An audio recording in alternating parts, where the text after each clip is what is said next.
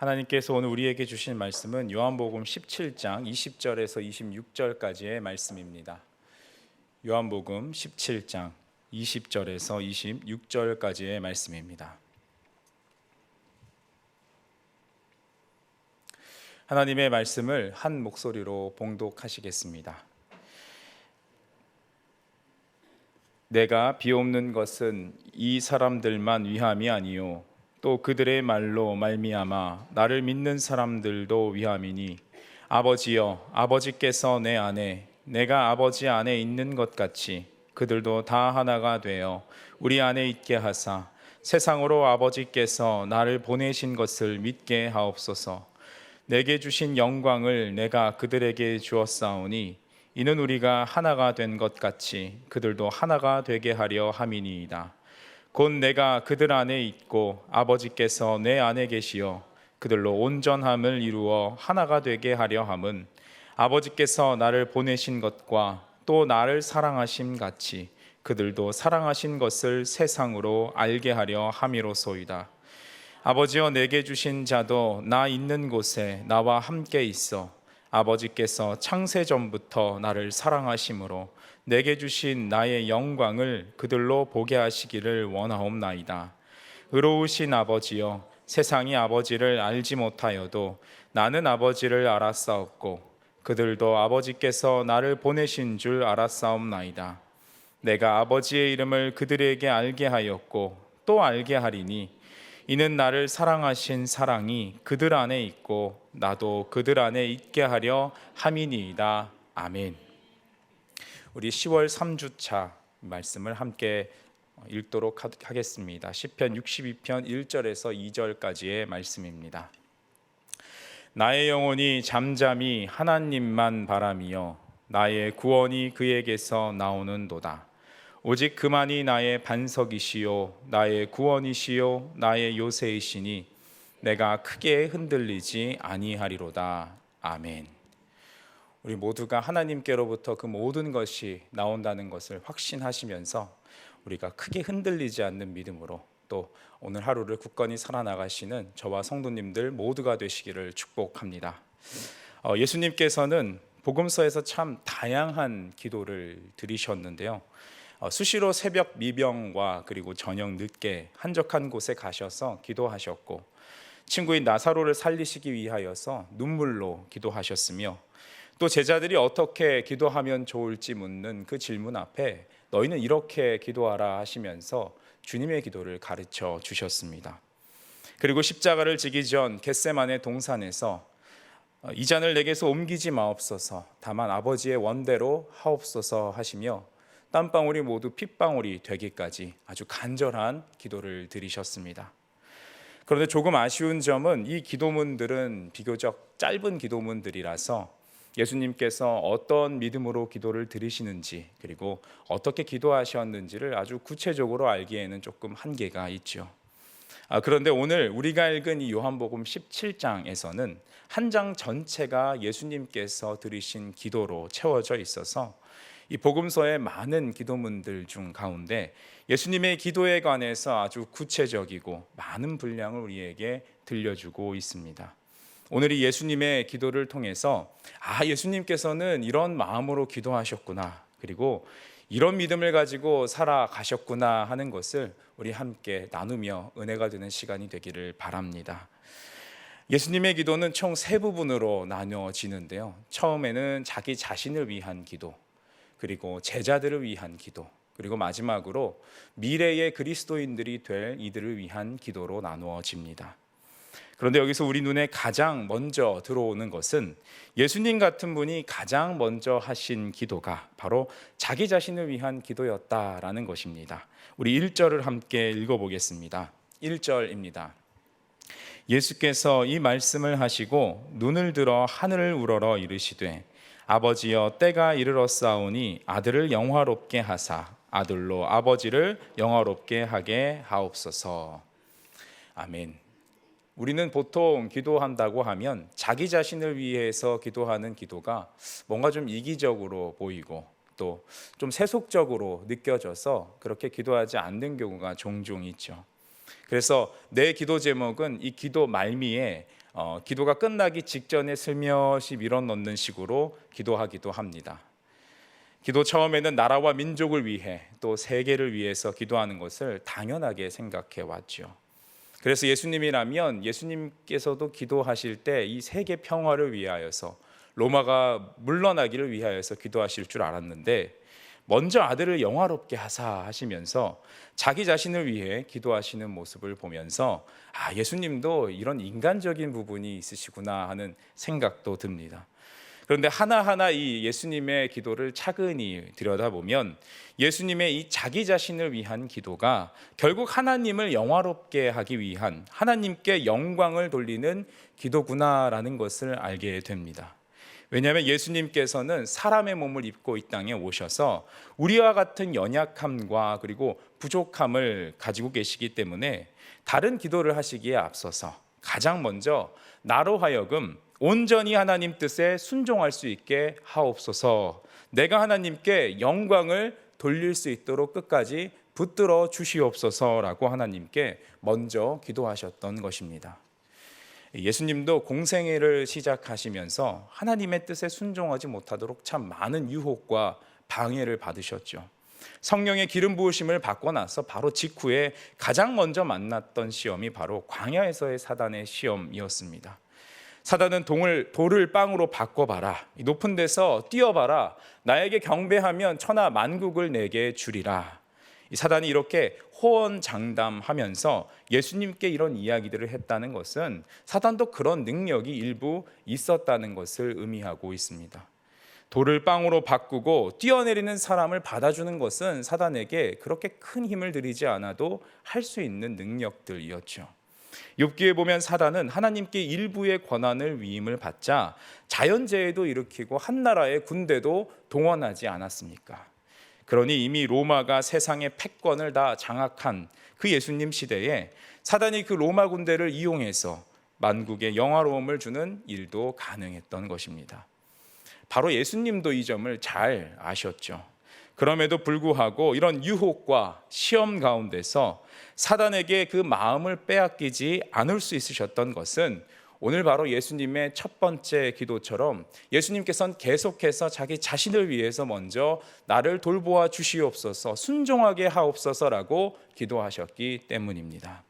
아버지께 영광을 돌리기 위해서 먼저 자신을 위해 기도하시며 끝까지 말씀에 순종하심으로 나를 영화롭게 받아 주옵소서 하셨던 것입니다.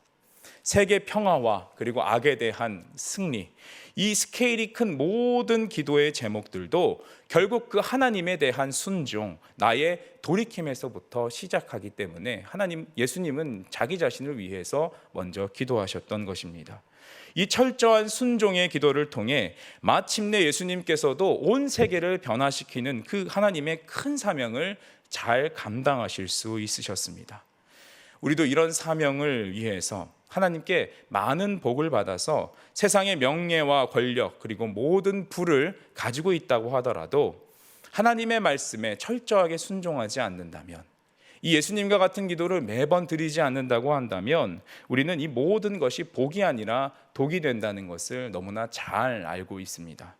그러기에 우리도 예수님처럼 개인적으로 기도하실 때 주저하지 마시고 예수님처럼 나 자신을 위해서 먼저 기도하시기 바랍니다. 내가 하나님 말씀에 온전히 순종해서 하나님께 영광을 돌리는 하나님의 아들과 딸이 될 수 있도록 하여 주시옵소서. 이렇게 기도하실 때 하나님께서 우리에게 건강의 복, 또 자녀의 복, 물질적인 복과 순종의 복, 이 모든 복을 주심으로 말미암아 하나님의 말씀에 순종하기를 주저하지 않는 우리를 통해 이 모든 복들이 다른 곳으로도 흘려나가게 하심으로 더욱 풍성하게 하시는 역사가 우리를 통해 일어나게 될 줄 믿습니다. 예수님은 두 번째로 자신의 제자들을 위해서 기도하십니다. 우리 9절과 11절을 다시 한번 읽어보겠습니다. 9절과 11절을 읽겠습니다. 내가 그들을 위하여 비옵나니 내가 비옵는 것은 세상을 위함이 아니요 내게 주신 자들을 위함이니이다. 그들은 아버지의 것이로소이다. 나는 세상에 더 있지 아니하오나 그들은 세상에 있사옵고 나는 아버지께로 가옵나니 거룩하신 아버지여 내게 주신 아버지의 이름으로 그들을 보전하사 우리와 같이 그들도 하나가 되게 하옵소서. 아멘. 예수님께서는 이 앞서 첫 번째 기도에서 하나님 말씀에 온전한 순종을 할 수 있도록 간구하신 후에 이제는 제자들을 위해서 기도하십니다. 이 예수님의 두 번째 기도에서 우리가 주목할 만한 기도의 방법 한 가지가 나오는데요. 그것은 모든 문제를 하나님께 맡기셨다는 것입니다. 9절에 보시면 그들은 아버지의 것이로소이다 라고 기도하셨습니다. 이 문제 많고 탈 많은 제자들을 예수님께서 자신의 힘으로 어떻게 해보시려고 하셨던 것이 아니라 온전히 하나님께 맡기는 기도를 드리셨던 것입니다. 예수님에게 왜 이런 힘이 없으셨겠습니까? 아까 사단의 유혹에서도 사단도 그런 능력을 발휘했는데 예수님께서 제자들 하나 바꾸지 못할 힘이 없으시지 않으시겠죠. 이미 공생애를 통해서 예수님은 죽음의 권세도 굴복시키셔서 죽은 나사로도 살아나게 하신 분이셨습니다. 그런데 예수님께서는 철저하게 지금까지 이 모든 일들이 하나님 말씀에 순종해서 나타난 일이라고 말씀하시면서 마찬가지로 제자들을 임명하신 일도 예수님이 임명하신 것이지만 아버지께서 나에게 주신 제자들이라고, 하나님께서 나에게 임명하신 자들이라고 그렇게 모든 제자들을 하나님께 맡겨버립니다. 예수님은 이 문제 많고 탈 많고 말 많은 제자 공동체, 걸핏하면 누가 크냐 싸우면서 예수님과 마지막 식사 자리에서도 누가 배반자냐 하며 범인을 찾기에 급급했던 그 제자들을 하나님께 온전히 맡기셨습니다. 예수님께서 이 공동체가 얼마나 걱정되셨을까요? 육신의 몸을 입으신 예수님께서는 우리와 똑같이 걱정이 많으셨습니다. 예수님께서 죽으시고 나서 그 흉흉한 예루살렘 성의 분위기를 연약한 나의 제자들이 어떻게 견뎌낼까? 또 승천하시고 난 후에 우리 제자들은 어떻게 될까? 실제로 예수님의 이 걱정대로 십자가에서 죽으신 후에 그 짧은 시간을 틈타 제자들은 뿔뿔이 흩어졌고 이 3년 동안 공천내 하면서 자기가 원래 했던 일로 돌아가는 제자들도 있었습니다. 또 이런 문제도 있었죠. 공생의 기간 동안에 제자들은 예수님께서 바로 지척에 계셨는데도 불구하고 악에 넘어지는 일도 있었습니다. 마가복음 8장에서 베드로는 예수님의 그 순한 예고를 들었음에도 불구하고 예수님의 멱살을 바싹 잡아당기면서 항의를 했죠. 이런 베드로에게 예수님께서는 사단아 뒤로 물러가라 말씀하시면서 하나님의 일을 생각하지 않고 사람의 일을 생각하는 도다라고 하셨습니다. 베드로도 그 예수님이 곁에 계신 순간에 악에게 넘어갔던 것입니다. 그래서 예수님께서는 요한복음 17장 15절에 이렇게 기도드리셨습니다. 내가 비옵는 것은 그들을 세상에서 데려가시기를 위함이 아니요 다만 악에 빠지지 않게 보전하시기를 위함이니이다. 사랑 그 자체이신 예수님께서 곁에 계셨음에도 불구하고 이 악에 넘어지고 분열하는 제자들을 보며 예수님은 이 모든 일들을 하나님께로 맡기기로 결심하신 것입니다. 그리고 이들을 온전히 하나님께 맡기셨을 때 하나님께서 이들을 만들어 나가시는 놀라운 은혜를 모두가 보게 됩니다. 이 세상의 모습도 이런 제자들의 모습과 비슷합니다. 세상은 둘이 모이다가 셋이 모이고 또 넷이 모이면서 사람이 늘어나면 늘어날수록 그 모임이 풍성해져 가야 되는데 오히려 균열이 가기 시작하죠. 둘이 모이면 친구지만 셋부터는 정치가 시작된다고 합니다. 셋 중에 하나는 적이 되는 것이죠. 우리도 이런 세상의 풍조가 어느새 우리 가운데 들어오지 않게 되기를 늘 깨어서 기도하고 경계해야 합니다. 왜냐하면 이런 모습은 우리가 본질상 죄인이라서 분열과 싸움을 좋아하는 사단에 의해서 쉽게 넘어질 수 있게 되기 때문입니다. 사단은 인류의 시작인 아담과 하와에서부터 이 분열을 일으켰었죠. 아담은 선악과를 하와가 먹으라고 해서 먹었다라고 말도 안 되는 변명을 했었습니다. 마치 자신은 잘못이 하나도 없는 양 발뺌을 했죠. 벌써 관계의 균열이 일어났던 것입니다. 또 우리의 잘못과 실수가 아닌데도 불구하고 악에 의해서 피해를 당할 수도 있습니다. 운전을 할 때도 우리가 아무리 방어 운전을 잘한다고 하더라도 마음 먹고 난폭 운전을 하는 사람, 또 음주운전을 하는 사람이 우리의 뒤를 받는다면 우리는 꼼짝없이 사고가 날 수밖에 없죠. 우리의 어떤 죄와 실수로 인한 것이 아니라 전혀 상관없는 재난과 또 재앙이 우리에게 닥칠 수 있는 일들을 위해 또 악한 의도를 가지고 하나님의 일을 가로막는 그런 일들도 일어날 수 있는 것입니다. 그래서 우리는 우리 힘으로 이것을 다 막을 수 없기 때문에 예수님처럼 하나님께 다 맡겨드리는 기도를 드리셔야 합니다. 예수님께서도 이제 십자가에서 죽으시고 승천하시게 되면 제자들의 일거수일투족을 다 지켜줄 수가 없으니 하나님께 모든 것을 맡겨드린 것입니다. 그러자 하나님께서는 더 좋은 방법, 더 놀라운 해법으로 성령님을 통해 제자들과 또 오늘 우리까지도 지켜주십니다. 성령님께서는 말할 수 없는 탄식으로 우리를 지켜주시고 심지어 우리를 위해서 중보해 주신다라고 말씀해 주십니다. 우리 로마서 8장 26절과 27절을 쉬운 성경 버전으로 한번 읽어보도록 하겠습니다. 로마서 8장 26절과 27절입니다. 이처럼 성령께서는 우리의 약함을 도와주십니다. 우리는 무엇을 기도해야 하는지도 모르지만 성령께서는 말로 다 표현할 수 없는 간절함으로 우리를 위해 중보 기도를 하십니다. 사람의 마음을 꿰뚫어 보시는 하나님께서는 성령의 생각이 무엇인지를 아십니다. 그것은 성령께서 하나님의 뜻에 따라 성도들을 위해 중보 기도를 하시기 때문입니다. 아멘. 다른 분도 아니라 바로 하나님의 아들 예수님을 도우셨던 그 성령님께서 우리를 도와주시고 중보해 주시겠다라고 말씀해 주십니다. 심지어 어떤 때도 도우신다고 말씀하십니까? 우리가 무엇을 위하여 기도해야 할지 모르는 때도 우리를 향한 간절한 마음으로 기도해 주신다라고 말씀하고 계십니다. 하나님의 사랑이 얼마나 큰지 하나님의 구원의 손길에 우리가 혹시나 그 작은 틈으로 빠져나가게 될까 봐 아주 빈틈없이 지키시는 하나님의 섭리가 우리에게 보여지고 담겨져 있는 것을 볼 수 있습니다. 그러기에 예수님처럼 모든 문제를 하나님께 맡겨드리실 때 우리가 생각한 방법 이상으로 놀랍게 일하시는 하나님의 역사를 보게 하실 줄 믿습니다. 누가 성령님을 통해 이렇게 빈틈없이 24시간 보호 체계를 만들어 주실 줄 누가 알았겠습니까? 이 기도는 우리 자신뿐만 아니라 우리의 자녀들 그리고 또 그 어떤 때보다도 진리가 바로 서야 할 지금 이 시기에 우리에게 힘이 되는 말씀입니다. 우리는 우리 자녀들을 매 순간 지켜줄 수 없고 보호해 줄 수도 없지요. 같은 집안에 있어도 잠깐 한눈을 팔면 어린아이들은 금세 넘어져 있고 사고를 치고 있습니다. 자녀들이 자라나서도 마찬가지죠. 부모님들께서는 나이가 50이 넘은 자녀들을 보면서 자녀에게도 차를 조심해라, 길 갈 때 조심해라 라고 말씀하시는 것은 그만큼 부모님들이 다 챙겨줄 수 없기 때문에 염려를 하시는 것 아니겠습니까?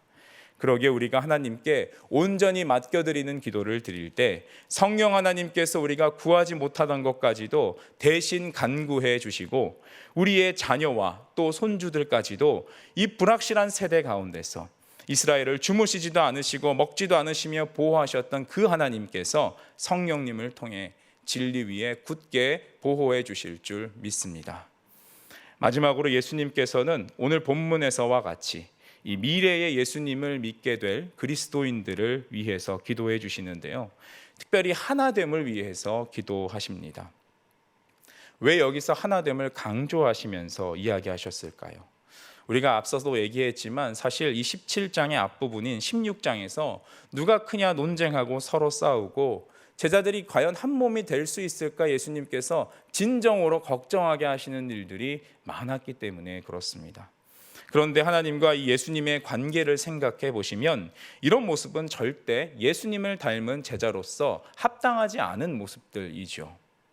하나님께서는 예수님을 세상에 보내신 것 같이 이제 예수님께서는 제자들을, 이 교회를 세상에 파송하시는데 이런 제자들이 어떻게 행동을 해야 하겠습니까?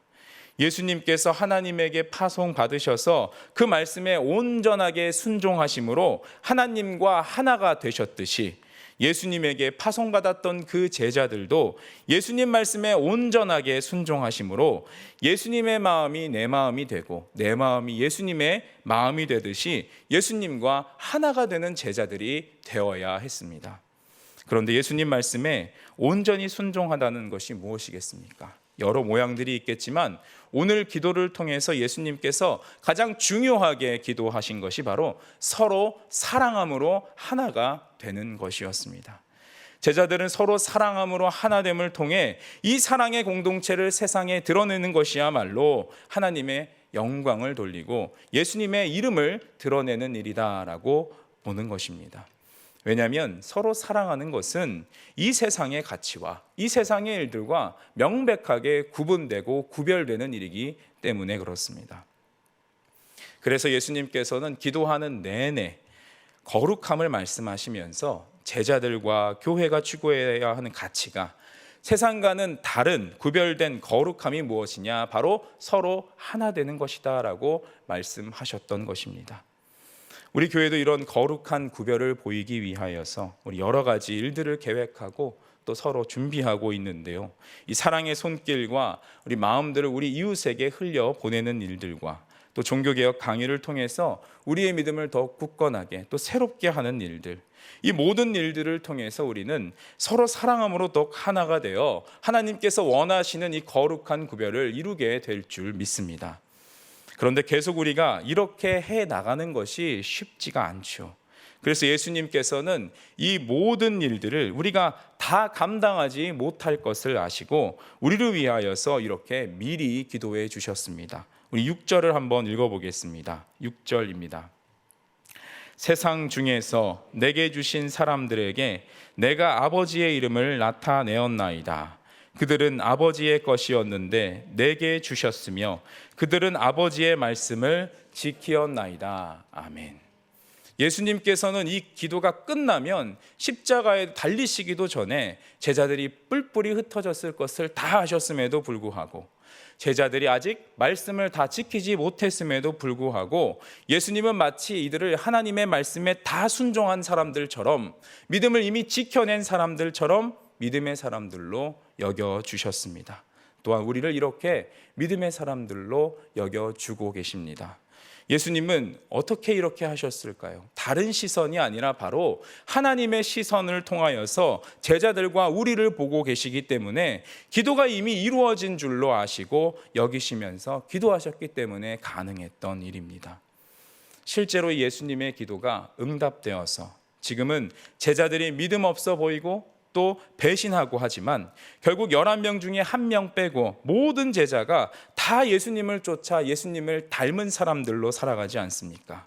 다른 것이 아니라 예수님의 이 예언자적인 중보기도가 있었기 때문에 미리 미래를 보시고 그것을 이루어진 일처럼 확신을 가지고 기도하신 덕분에 제자들은 변화될 수 있었고 십자가의 길, 그 예수님의 길을 함께 걸어가며 함께 그 사랑의 공동체를 힘써 지킬 수 있었던 것입니다.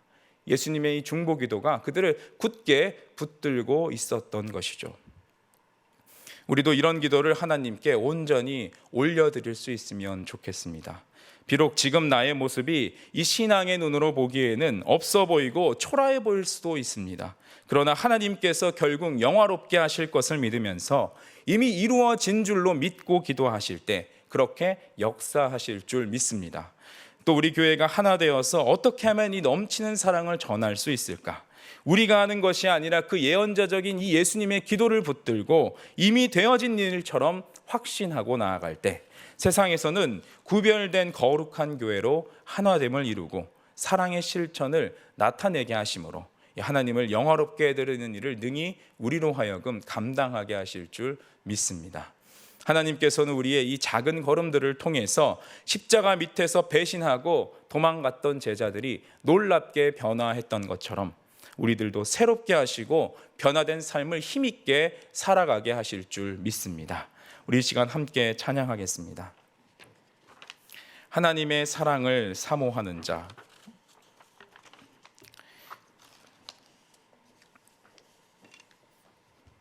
이 찬양을 드리면서 우리의 마음의 소원과 우리 개인이 가지고 있는 기도의 제목들을 하나님께 온전히 올려드리는 시간 드리도록 하겠습니다.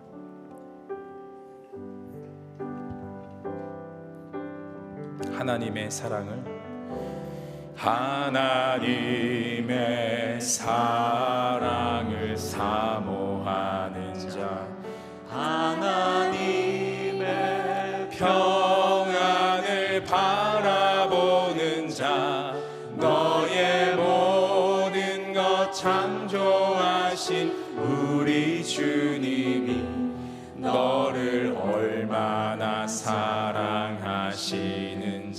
아멘. 하나님께 찬양과 경배하는 자 하나님의 선하심을 닮아가는 자 너의 모든 것 창조하신 우리 주님이 너를 자녀 삼으셨네.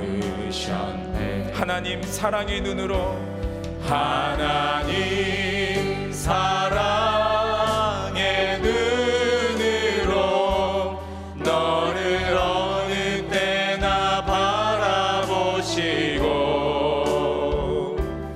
하나님 인자한 귀로서 언제나 너에게 기울이시니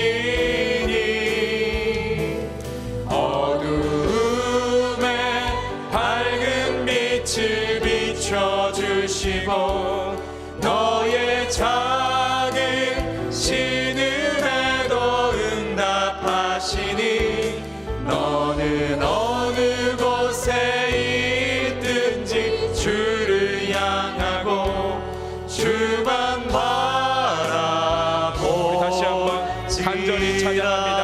하나님의 사랑을 하나님의 사랑을 사모하는 자 하나님의 평안을 바라보는 자 너의 모든 것 창조하신 우리 주님이 너를 얼마나 사랑하시는지 하나님께 찬양과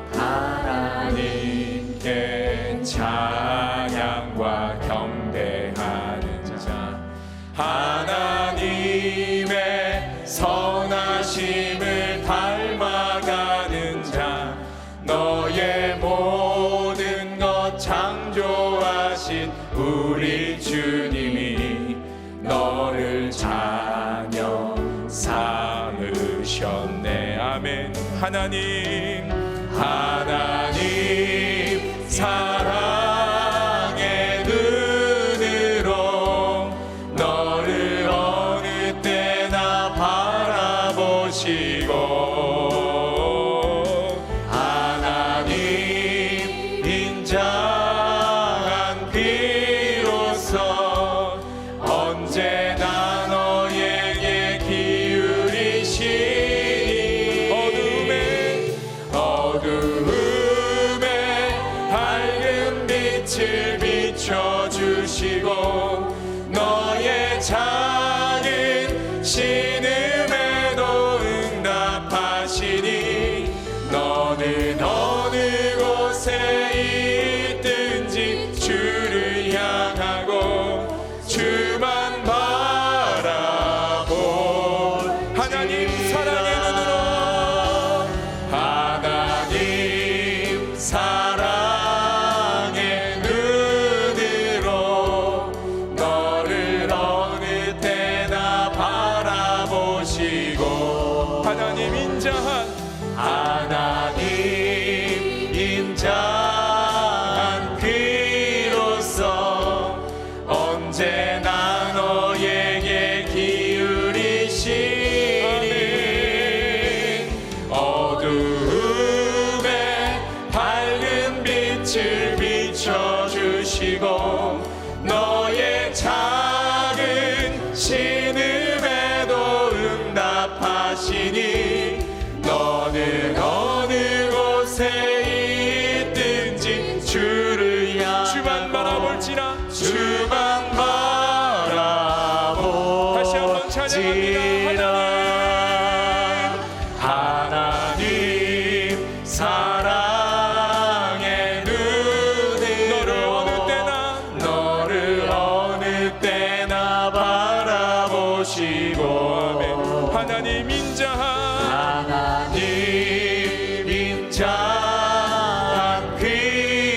주옵소서.